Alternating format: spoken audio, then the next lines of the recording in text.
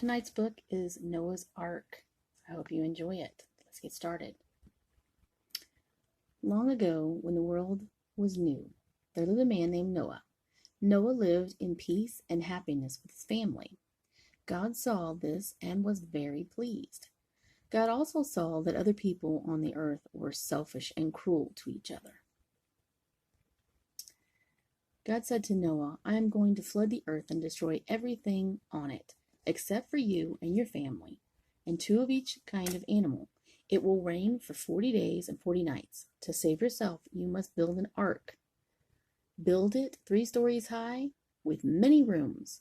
Make it waterproof with pitch, and stock plenty of food for all those aboard. And you can see the people at the time are laughing at him.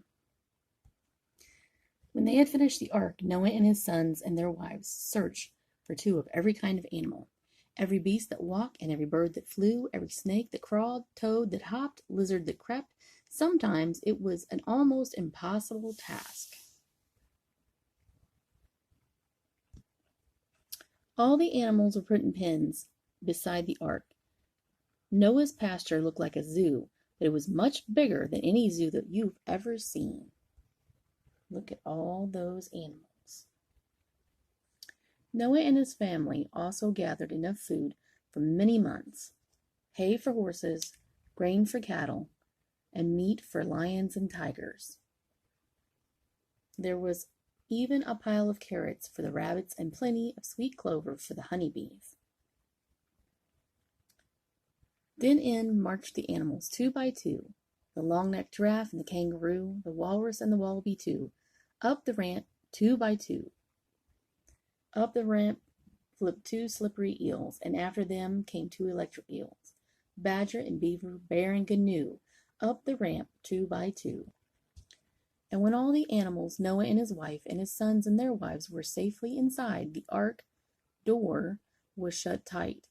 It began to rain, and oh, how it rained! The winds howled, the thunder roared, the lightning flashed, and the jagged streaks across the sky.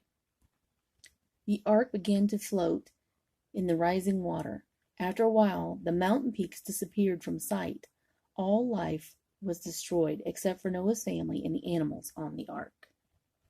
The animals grew uneasy. The wolves howled, the horses whinnied, and the tiny field mice squeaked with fear. Even the great striped tigers crouched in the corner and meowed like little kittens. Only the lions did not roar and cry out. But they, too, were afraid. They didn't move or eat or even twitch their tails. Instead, they just trembled. Noah's sons and their wives also grew restless. They began to wonder if God had forgotten them. Noah alone was calm. He did not doubt God's work. And suddenly, just as God had said it would, after 40 days and 40 nights, the rain stopped. Then God caused the sun to shine and warm wind to blow. Little by little, the water went down. One day, the ship lurched and bumped against the top of a mountain. Noah sent a dove from the ship. The dove flew about, but there was no place to land. It soon came back to the ark. Noah waited a week. Then he let the dove go again. This time it came back with an olive branch in its beak. That meant that the water was below the treetops. The 3rd time Noah sent the dove from the ark, it did not return at all, and the land was at last dry, and the dove could find food and shelter. God commanded Noah to leave the ark with his family and the animals and begin life on earth. Oh, the great joy of being free! The horses pranced, the kangaroos leaped, the penguins flapped their wings and waddled faster. Even the heavy hippos kicked up their heels as they paraded down the ramp onto dry land. Under the arch of the rainbow, the antelopes and mountain goats bounded to the high hills. The bears ambled to the woods. The lions and the leopards raced to make their new homes on the plains and in the jungle. The cattle, horses, sheep, and all the other tame animals stayed close to Noah because he needed them.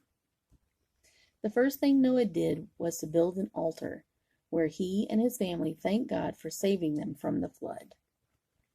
Did you like tonight's story? I hope you did. Had you heard it before? Possibly. I hope you have sweet dreams.